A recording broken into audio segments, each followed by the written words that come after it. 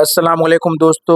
आज देखिए व्लॉग का 11वां दिन है और आज हम जा रहे हैं मेमदावाद। आज 3-4 कंप्लेनें थी तो तीनों चार कंप्लेन आपको दिखाएंगे कि कौन सी प्रॉब्लम में थी और क्या थी। तो अगर आप भी हमारे व्लॉग में नए हैं प्लीज़ हमारे चैनल को सब्सक्राइब करें, वीडियो को लाइक करें, वीडियो को ज़्यादा से ज़्यादा शेयर करें। देखिए मैं और भाई निकल चुके हैं बाइक पे मेमदावाद जाने के लिए।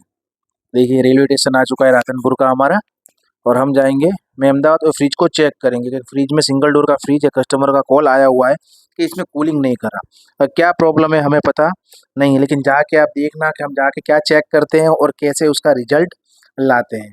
उसके बाद मैं अहमदाबाद के बाद हमें जाना है झेकड़ा।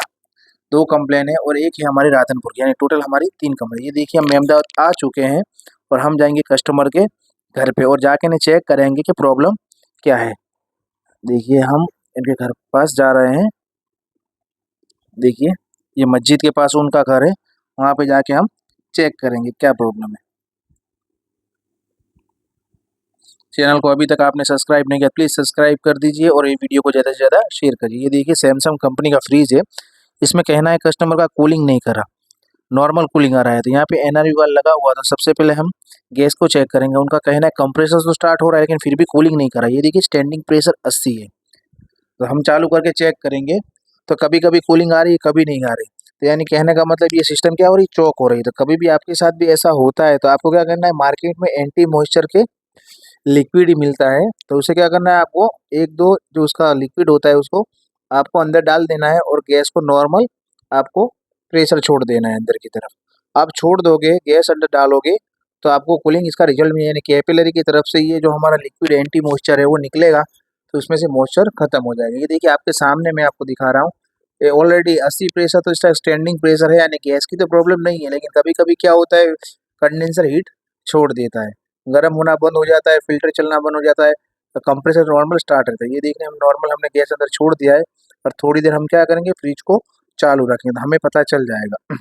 आपको दिखाऊंगा कितना सिस्टम कितनी माइनस टेम्परेचर कितना माइनस जा रहा है वो भी मैं आपको दिखाऊंगा। देखिए हमने थोड़ा गैस डाल दिया है, उसके फ्रिज को हमने स्टार्ट कर दिया और गेज की जो सुई है नीचे की तरफ जा रही है, यानी कंप्रेसर हमारा स्टार्ट हो चुका है। ये देखिए 29.6 उसका टेम्परेचर है। थोड़ी देर हम चालू करें, 1 से 1.5 घंटा आप कस्टमर के वहाँ पे बैठेंगे और चेक करेंगे कि कूलिंग कैसा आ रहा है। क्योंकि थोड़ी देर कूलिंग आ रहा है उसके बाद सिस्टम माइनस चली जा रही है। अब पता नहीं है प्रॉब्लम क्या है, तो हमें तो पता लग गया था कि गैस हम ज़्यादा डालेंगे तो अब गैस तो ऑलरेडी है, लीकेज की प्रॉब्लम तो नहीं है और कंप्रेसर बंद भी नहीं हो रहा, कैपिलरी से गैस सर्कुलेशन ही नहीं हो रहा, स्प्रे नहीं हो रहा। ये देखिए नॉर्मल टेम्परेचर घटा है, अभी 27.5 हुआ है। लेकिन हम क्या करेंगे, थोड़ी देर इसको चालू रखेंगे और हम चेक करके -12 या 13 यानी 10 से प्लस माइनस हो जाएगा, उसके बाद हम निकलेंगे। देखिए 2.2 भी आ चुका है। ठीक है, तो यानी हमारी सिस्टम में से चौकअप निकल चुका है। वो कस्टमर कह रहे थे कि बिल्कुल कूलिंग नहीं कर रहा, थोड़ी देर 5 मिनट चल रहा है और बंद हो जा रहा है। हम 1 घंटा जैसे बैठे लेकिन सिस्टम कंप्लीट वर्क कर रही है। हमने जो एंटी मॉइस्चर डाला इससे हमें रिजल्ट मिल चुका है। कभी आपके साथ भी ऐसा होता है तो आप भी क्या करना है, एंटी मॉइस्चर ना के इसको कंप्लीट कर देना है। ये देखिए हम काम करके निकल चुके थे इनको कूलिंग दिखा के। अब हमें जाना है चेकड़ा।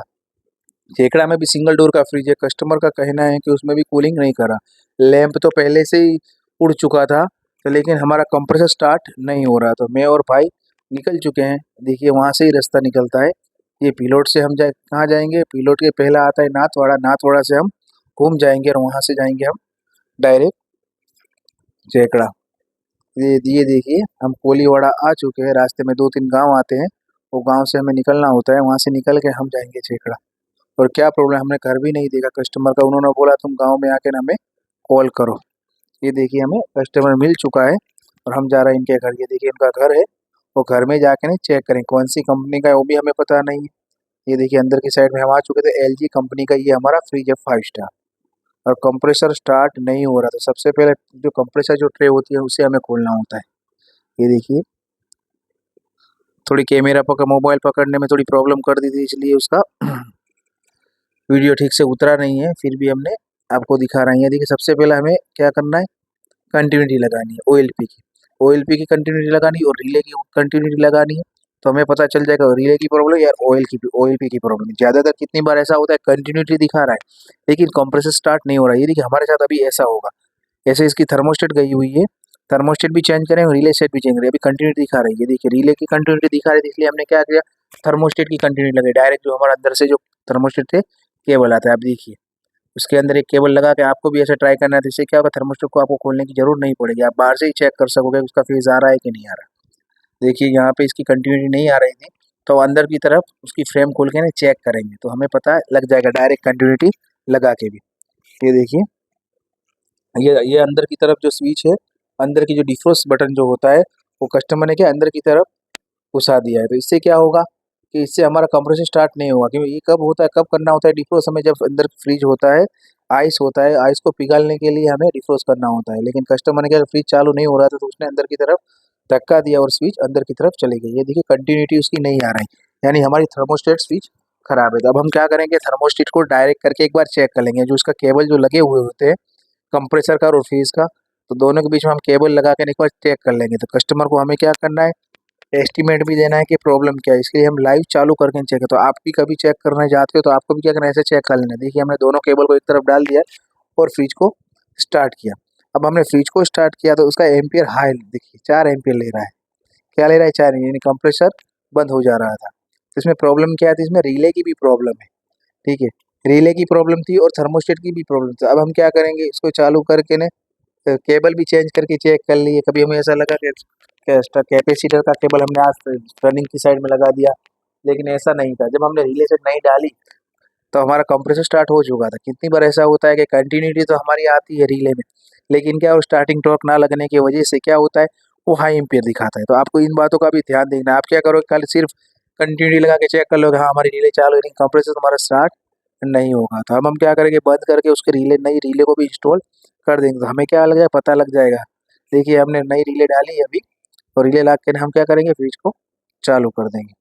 तो हमारा फ्रिज चालू हो चुका है, या हमें लैंप भी ऑन नहीं हो रहा, इसलिए हमें पता नहीं लगा। तो सबसे पहले हमारे थर्मोस्टेट को निकालने कैसे, देखिए इसका जो रेगुलेटर ऊपर की तरफ होता है उसे हमें क्या करना है, स्क्रू ड्राइवर की मदद से थोड़ा धक्का देना है बाहर की तरफ। बहुत टाइम से खुला नहीं है, इसलिए क्या वो जाम हो चुका था। तो हम स्क्रू ड्राइवर की मदद से क्या किया, 2 स्क्रू ड्राइवर लगा के हमने इसको खोल दिया। उसको सेंसर को भी हमें क्या करना है, बाहर की तरफ निकाल लेना है, और नई इस चीज को हमें इंस्टॉल करेंगे। रिले सेट तो हमने ना डाल दी है नहीं, लेकिन हम क्या करेंगे, थर्मोस्टेट स्विच भी डालेंगे। थर्मोस्टेट स्विच का काम है ठंडक आने के बाद कंप्रेसर को बंद करना, यानी ऑटोमेटिक जो सिस्टम हम बोल रहे हैं वो स्विच है। अगर हम इसको डायरेक्ट करके भी चला सकते हैं, सारी चीज़ क्या हो जाएगी, आइस हो जाएगी, बर्फ हो जाएगी। इसलिए हमें थर्मोस्टेट को डालना जरूरी है, जैसे फ्रिज की ब्रेक है, ठीक है। अगर समझिए कि फ्रिज रेगुलर चालू रहेगा तो कंप्रेसर भी हमारा खराब हो जाएगा और लाइट बिल भी ज़्यादा आएगा। इसलिए क्या क्या करना है, हमें थर्मोस्टेट को भी क्या करना है, ये हमने जैसे निकाला था, हम क्या करेंगे, पहले इसके रेगुलेटर को लगे, इसके बाद उस डिफ्रोस्ट स्विच जो होती है अंदर की तरफ, जो हमें जब बर्फ जम जाता है तब हमें क्या करना है, अंदर की तरफ धक्का देना होता है, उस स्विच को भी लगा देंगे। तो ये चीज़ आपको नहीं भूलनी है। ये लगा के ना जैसे हम फ्रेम लगाएंगे तो आपको थर्मोस्टेट का जो सेंसर होता है उसको भी ध्यान देना है। और जैसे हमने केबल निकाले थे, इसका देखिए हमने होल्डर भी निकाला हुआ है जो लैंप का, तो लैंप होल्डर में हम क्या करेंगे, फिर से अंदर लगा देंगे। और केबल हमने जैसे लगाए थे ऐसे हमें लगा देने दोनों को, ठीक है। ऊपर लिखा हुआ था 1 और 2 लिखा हुआ था। अब हम फ्रेम को फिट कर देंगे और थर्मोस्टेट स्विच का सेंसर को, खास चीज़ ये होती है ज़्यादातर टेक्नीशियन पर क्या करते हैं, जब भी ये स्विच लगाते हैं तो सेंसर लगाना ही भूल जाते हैं। तो आपको मेन चीज़ जो कट ऑफ करने के लिए होती है वो सेंसर होती है, थर्मोस्टेट स्विच नहीं होती, इसके साथ लगा हुआ तो जो सेंसर है, ये देखिए ऐसी कंडीशन में हम रखेंगे तो कट ऑफ नहीं होगा। इसलिए हमें क्या करना है, उसका सॉकेट ऑलरेडी होता है, जैसे हम अंदर की तरफ धक्का देकर उसको टच कर देना है, यानी कूलिंग कॉइल की लास्ट लाइन को हमें टच करना है। इससे क्या होगा, कूलिंग आने के बाद कंप्रेसर हमारा कट ऑफ हो जाएगा। ये देखिए उसके बाद हम कंप्रेसर ट्रे को लगा देंगे और फ्रिज को चालू कर देंगे।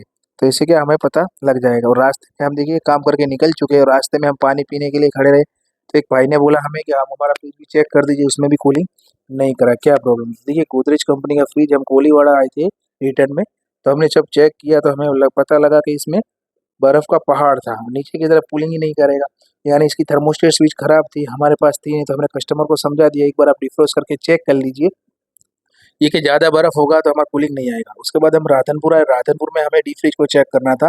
ये देखिए स्वीट की दुकान में हम आए थे, तो यहाँ पे मोटर घूम नहीं रही थी, स्पीड नहीं आ रही थी और कंप्रेसर हीट मार रहा था, यानी मोटर कभी चालू होती है कभी नहीं होती। कस्टमर का कहना है आवाज़ करिए, ये देखिए हम एक बार बंद करके घुमा के भी आपको सामने देख रहे हैं कि इससे क्या हो रहा है कि मोटर जाम है, यानी मोटर हमारी खराब हो चुकी है। इसलिए कंप्रेसर हमारा हीट होगा, कंडेंसेशन ठीक से होगा नहीं, इसके लिए कूलिंग भी हमारा नहीं आएगा। तो हमें क्या करना है, मोटर सबसे पहले मोटर को खोलनी है।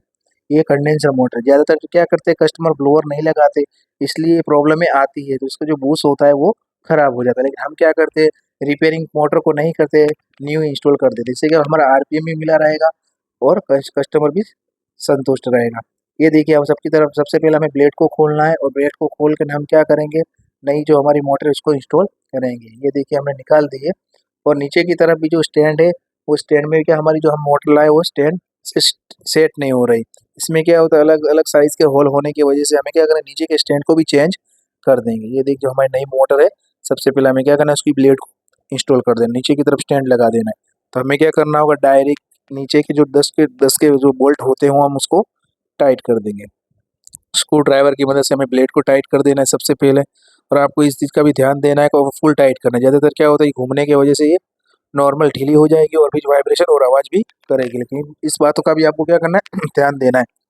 एकदम टाइट करके नीचे का स्टैंड लगा देना है, क्योंकि अंदर की तरफ आपका हाथ भी नहीं पहुंचेगा और जगह बहुत कम होने की वजह से आप ठीक से फिट नहीं कर पाओगे। यानी ये नीचे के जो बोल्ट होते हैं हमें क्या करना है, फिक्स पैनर से 7 नंबर के फिक्स पैनर से इसको फिट कर देना है। और हमें अब क्या करेंगे, डायरेक्ट उसको लगा के ने उसके 10 के 2 बोल्ट है उसको नीचे की तरफ बॉडी के साथ फिट कर देंगे तो हमारी मोटर इंस्टॉल हो जाएगी। तो कभी भी आप खोलते हो डीप फ्रीज की मोटर तो आपको ऐसे ही करना है। ये देखिए रिंग स्पैनर की मदद से हमने आगे की तरफ 10 का जो बोल्ट है उसको टाइट कर दिया। अब दोनों बोल्ट टाइट हो चुके, इसके बाद हमें वायरिंग करना है। तो वायरिंग में मैं आपको बता दूं 3 केबल होते हैं, एक होता है अर्थिंग का, एक होता है फेज और एक होता है न्यूट्रल। तो हमने जो हमारे ओल्ड मॉडल की जो मोटर थी उसको जो केबल को कट किया था हमें ऐसे कनेक्शन कर देना। सबसे पहले हम अर्थिंग का कर रहे हैं, उसके बाद ठीक से टेप रोल लगा देना है, क्योंकि क्या ज़्यादातर क्या होता है डीप फ्रीज में चूहों का आना जाना ज़्यादा होता है। इससे क्या होता है कस्टमर को शॉर्ट भी लग सकता है, यानी आपको टेप रोल कम क्या करनी है उसको कंप्लीट लगानी है। कहीं पे पंचर ना रह जाएगा तो क्या होगा बॉडी में अर्थिंग भी आएगा और शॉर्ट भी हमें लग सकता है। इन बातों का भी आपको क्या करना है, ध्यान देना है। तो ऐसे आप क्या कर सकते हैं, ये देखिए हम फिर इसको ऑन करेंगे और मोटर भी घूम रही है, आवाज़ भी नहीं कर रही। तो आपको हमारा वीडियो कैसा लगा प्लीज़ कमेंट करके जरूर बताएं और ये वीडियो को ज़्यादा से ज़्यादा शेयर करें, इससे क्या है दूसरे भाइयों को इसकी इन्फॉर्मेशन मिल सके। अगर वो वीडियो में आपको आप प्रॉब्लम लग रही तो आप कमेंट करके भी हमें बताइए। देखिए रिजल्ट मिल चुका है, हमने मोटर चेंज कर दी है।